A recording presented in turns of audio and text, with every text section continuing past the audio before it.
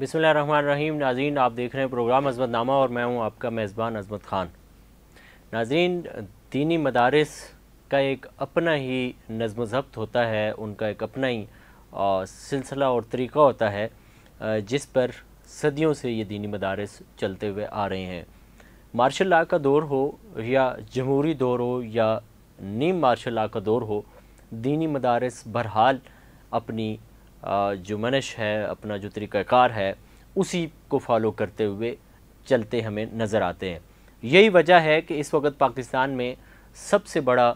जो एक मिसाली बोर्ड है वो वफाक़ुल मदारिस अल अरबिया पाकिस्तान है। उसकी वजह यह है कि दीनी मदारिस अपनी असास और अपनी बका और अपने वजूद को किसी भी तरह मुतज़लज़ल नहीं होने देते, चाहे हालात कैसे भी हों। ये तो एक ओवरऑल इजमाली सी बात है, लेकिन इसके साथ एक ख़ास बात यह है कि हर दीनी मदरसे की एक अपनी शनाख्त है। जैसे कि कराची के दीनी मदारिस पूरे पाकिस्तान के दीनी मदारिस में एक अलग शनाख्त रखते हैं। दीगर पूरे मुल्क में जितने मदारिस हैं शायद ही वहाँ पे इस तरह का निज़ाम हो जिस तरह का कराची के बड़ी मदारिस में निज़ाम होता है। मतलब यहाँ सबसे बड़ी खूबी ये होती है कि यहाँ अहल खैर लोग ज़्यादा हैं, साहिब सरवत लोग ज़्यादा हैं और लोगों की अप्रोच शहर में होने की वजह से दीनी मदारिस तक ज़्यादा होती है, इसलिए अहल खैर उसी तरह ज़्यादा तावन भी करते हैं। इस वजह से तलबा को यहाँ अच्छा रहने का सहूलियात दी जाती हैं, खाने की अच्छी सहूलियात मुयस्सर होती हैं और उसके अलावा यहाँ पे बाकायदा वजीफ़ा जिसे स्कॉलरशिप कहते हैं वो भी तलबा को दी जाती है। हर तालिब इल्म की पूरे पाकिस्तान में ये ख्वाहिश होती है कि वो कम से कम दौरे हदीस और मौकूफ़ अलैह ये पाकिस्तान के टॉप मदारिस में से किसी एक में करें। ज़्यादातर लोगों की ख्वाहिश जामे रशीद की होती है, दारुल उलूम कराची की होती है, फिर कराची में बिनोरी टाउन की होती है, अशरफुल मदारिस की होती है, जामिया बिनोरी अल आलमिया की होती है, जामिया फ़ारूकिया की होती है। इस तरह दीगर जितने भी मदारिस हैं, तलबा की ख्वाहिश होती है दीगर पाकिस्तान के हिस्सों से कि वो कराची में आएँ और इन मदारिस में तालीम हासिल करें। इन सारे मदारिस में दारुल उलूम कराची जो है ये चूँकि एक थानवी मिजाज का मदरसा है और पाकिस्तान के बानियान में से इसके बड़ों का ताल्लुक़ है, तो इनका एक ज़बरदस्त मिसाली किरदार है। और इस मदारिस के जो बड़े हैं, हाल ही में जिनका इंतकाल हुआ मुफ्ती रफ़ी उस्मानी साहब रहमहुल्लाह, और फिर अब उनके जो भाई हैं मुफ्ती मोहम्मद तक़ी उस्मानी साहब दामत बरकातुहुल आलिया, वो इस वक्त इस मदरसे को चला रहे हैं और उनके बाकी दीगर रुफ़क़ाए कार हैं, मदारिस के बड़े बड़े उलमाए किराम हैं। इस मदरसे में हर साल ऐसा होता है कि तलबा की जानिब से जो बैच फ़ारिग हो के जा चुके होते हैं उनमें से कोई एक साल का बैच जो है वो आपस में, उनके व्हाट्सएप ग्रुप बने हुए हैं, वो आपस में उसमें राब्ते में रहते हैं। और इसी तरह इस साल 2008 का जो बैच था उन साथियों ने आपस में मशवरे किए कि इस साल हमें ईद के बाद अपने दारुल उलूम में जमा होना है। और ये 2008 का जो बैच था ये सारे लोग मेरे ख़्याल में इसमें 400 से ज़ायद उस वक़्त ये फाजिल थे 2008 में, ये सारे लोग जमा हुए ग्रुप में और जितने लोगों के पास व्हाट्सएप मुयस्सर है तकरीबन सभी के पास था। और उन्होंने ये तय किया था कि 29 और 30 अप्रैल को कराची में ये दारुल उलूम में जमा होंगे। इसके लिए बेशतर इन्होंने दारुल उलूम कराची की इंतज़ामिया से इजाज़त ली। इजाज़त लेना ज़रूरी होती है, इजाज़त मिल जाए तो फिर आप जो है वो इसकी दावत शुरू कर देते हैं, फिर दोस्त एक दूसरे को फ़ोन पे भी राब्ते करते हैं, फिर कुछ साथी जो हैं कमेटी बन जाती है, फिर वो मुतहर्रिक होते हैं, तो ज़ाहिर है इसी तरह का निज़ाम चलता है। इन्होंने भी ऐसा ही किया और ये 400 लोग जो थे उनमें से बहुत सारे तो इस में शरीक हुए, यानी कि 185 के करीब लोग शरीक हुए। कुछ साथी इनके नहीं आ सके, इस शहर में होने की वजह से भी, दीगर मसरूफियात और कुछ मुल्क के दीगर हिस्सों से नहीं आ सके। लेकिन एक ज़बरदस्त बात यह है कि इसमें शिरकत के लिए तुर्की से एक साहब, एक आलिम दीन जो है वो खुसूसी तौर पे आए, एक बरतानिया से खुसूसी तौर पर शरीक हुए, इसमें पूरे पाकिस्तान के दीगर हिस्सों से तो लामाला लोग इसमें शरीक हुए। ये यहाँ पे 185 लोग जमा हुए और इन्होंने शेखुल इस्लाम साहब के सामने, यानी कि मुफ्ती मोहम्मद तक़ी उस्मानी साहब के पास जो इनका फ़ाइनल आखिरी दिन इनका प्रोग्राम था, उसमें इन्होंने मुख्तसर कारगुजारियाँ बताई, जिसमें बड़ी ज़बरदस्त कारगुजारियाँ थी इनकी कि इस वक्त 2008 के बाद से लेके अब तक یعنی کہ یہ ان کے تقریباً 15 سال بن گئے، اور ان 15 سالوں میں یہ علماء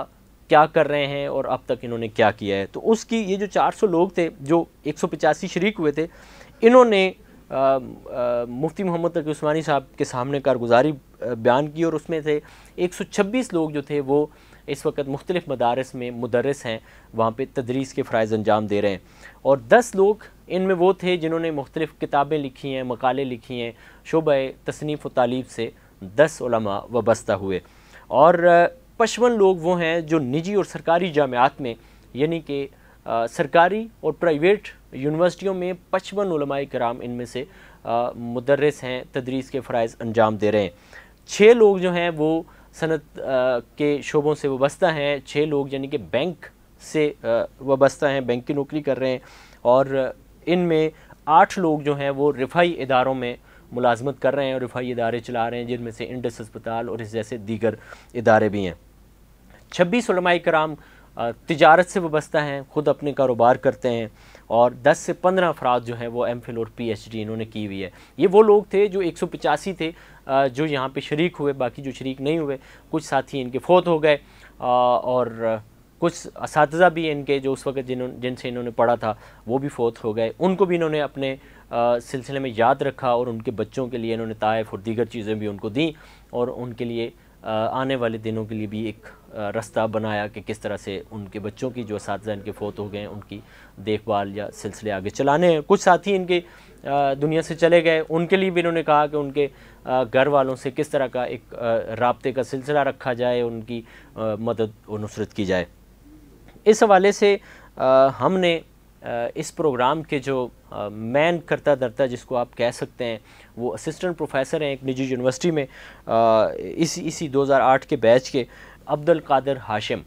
تو بڑے ایکٹیو ساتھی تھے، انہوں نے یہ جوڑنے میں مین کردار ادا کیا، چونکہ کراچی میں بھی ہیں، اور بڑے اچھے زبردست قسم کے ظاہر رابطہ کاری کا انہوں نے کام کیا، اور اپنی ٹیم کے ساتھ ان سارے لوگوں سے آپ کو پتہ ہے کہ رابطہ کرنا سارا، تو ہم نے ان سے خصوصی اس حوالے سے گفتگو کی ہے، ان سے جانتے ہیں کہ یہ سلسلہ ہے کیا بنیادی طور پہ۔ عبد القادر ہاشم صاحب، ہمیں تھوڑا سا یہ بتائیں کہ یہ جو آپ نے ان لوگوں کو جمع کیا، تو یہ بنیادی طور پر سلسلہ ہے کیا؟ 2008 کے فضلاء نے اس سال 29 اور 30 اپریل کو جامعہ میں اجتماع منعقد کیا، جس میں تقریباً 185 ساتھیوں نے 2008 کے فضلاء نے اجتماع میں شرکت کی۔ ویسے کل تعداد ہمارے بیچ کی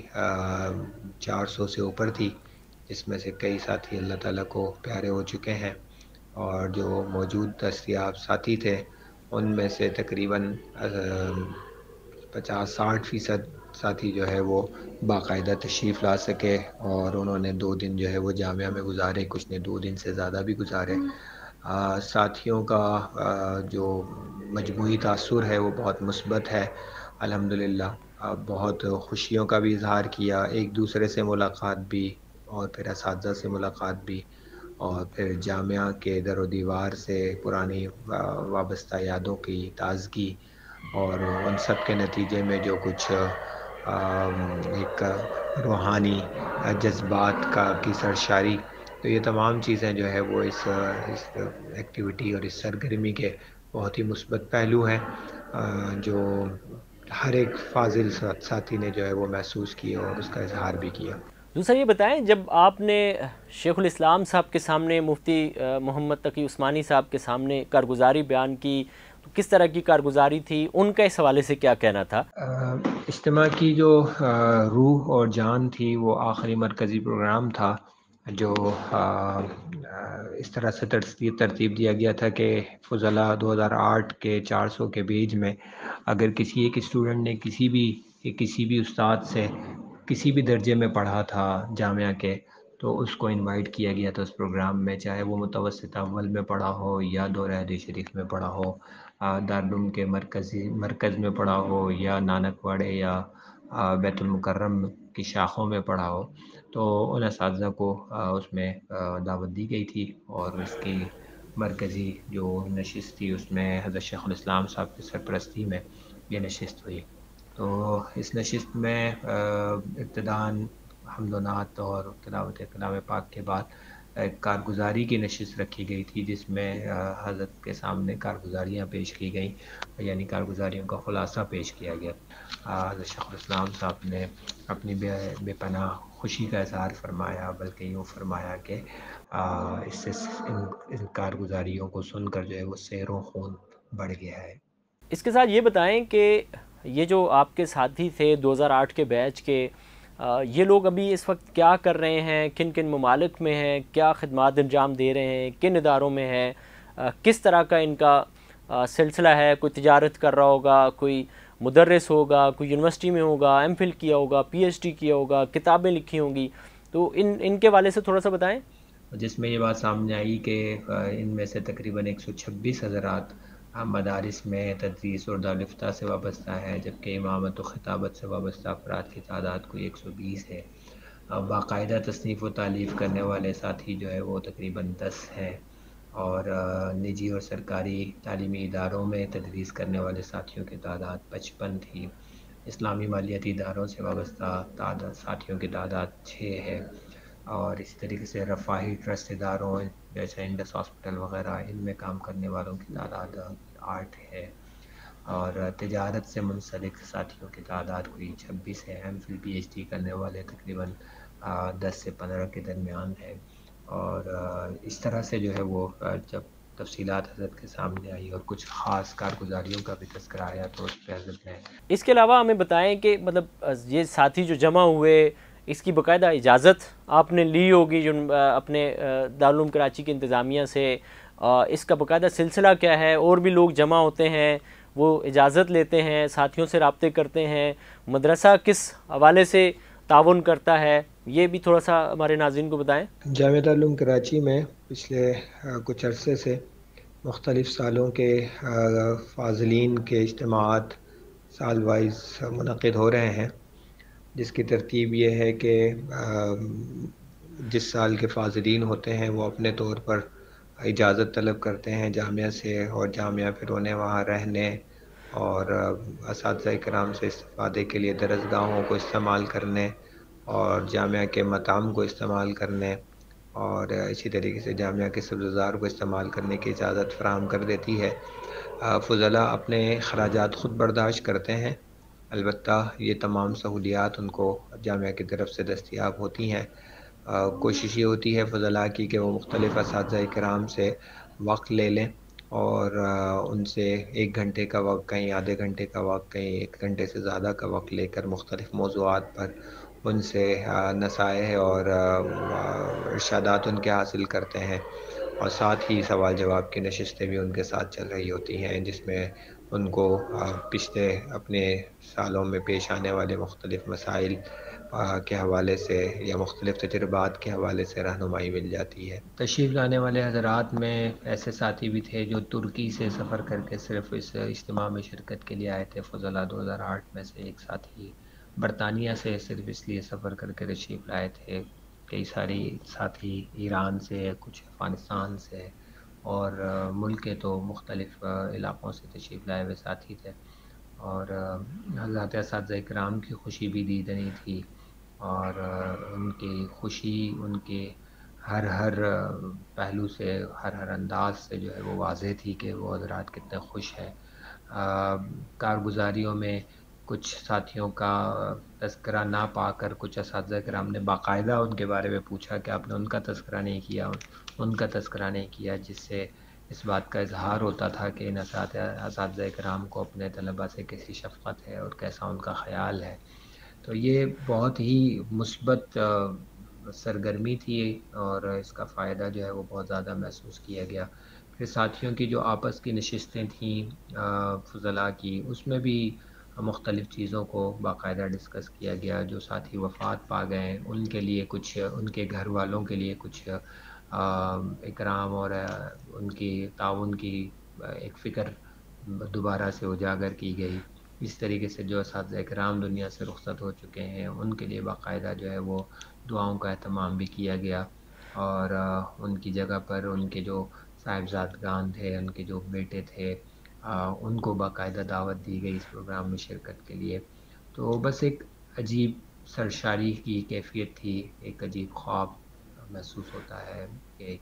سہانا خواب تھا یہ 2 دن۔ ایک اہم بات یہ بھی بتانا چاہوں گا کہ ہماری دعوت چونکہ تمام اساتذہ کرام کو تھی جن سے ہم نے سبق پڑھے مختلف زمانوں میں، چاہے وہ اس وقت جامعہ دارالعلوم کراچی میں پڑھا رہے ہوں یا نہ پڑھا رہے ہوں،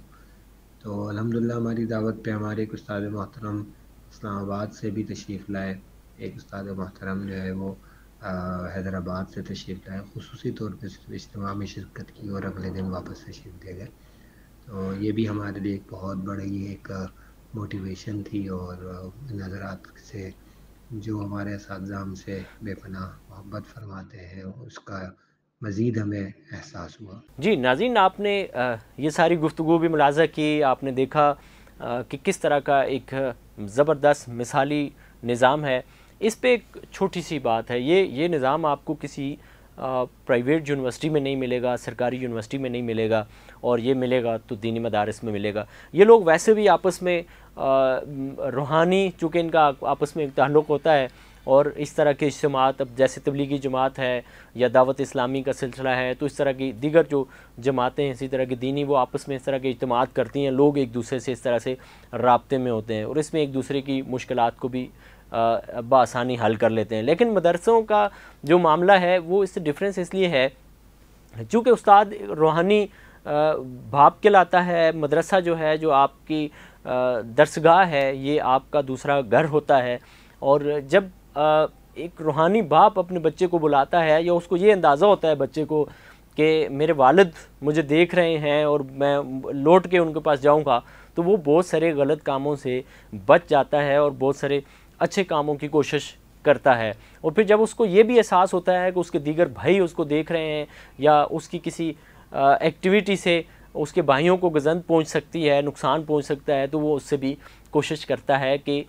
دنیا کی یہ جو بھول بھلائیاں ہیں ان سے بچنے کی کوشش کر کے وہ صراط مستقیم پہ رہتا ہے۔ اور اگر اس کو یہ بھی پتہ ہوتا ہے کسی طالب علم کو کہ اس نے سال بعد 2 سال بعد واپس اپنے گھر کو لوٹنا ہے، اور گھر والے اس کا استقبال کر رہے ہوں گے، اس کو دیکھ رہے ہوں گے، اس کی چیزوں پہ نظر رکھے ہوئے ہیں، تو اس سے بھی امکانات ہوتے ہیں کہ انسان گمراہی سے بچا رہتا ہے، اور یہ جو دنیاوی گناہوں کی دلدل ہے اس سے بھی دور ہوتا ہے، اور کوشش کرتا ہے کہ اس طرح کی چیزیں وہ نہ کرے جس سے اس کے ادارے کا، اس کے گھر کا، اس کے روحانی والد کا نام بدنام ہو۔ اور یہ بہت ہی زبردست پریکٹس ہے۔ یہ پریکٹس دارالعلوم کراچی میں تو طلبہ کی جانب سے ہوتی ہے، اور مدرسہ بھی اس میں مبند و معاون ثابت ہوتا ہے، لیکن یہ دیگر مدارس میں اس طرح سے نہیں ہے۔ یہ ایک بہت اچھی ایکٹیویٹی ہے، اس کو ہونا چاہیے، اور سب سے ایکٹیو اس حوالے سے جامعۃ الرشید ہے، جو اپنے پرانے فضلاء کو باقاعدہ بلاتا ہے، کارگزاریاں سنتا ہے، اور لمحہ بلمحہ ان کی نگرانی کرتا ہے اور ان کے مسائل کو حل کرتا ہے۔ اسی کے ساتھ اپنے میزبان عظمت خان کو دیجیے اجازت، اللہ نے کے بعد۔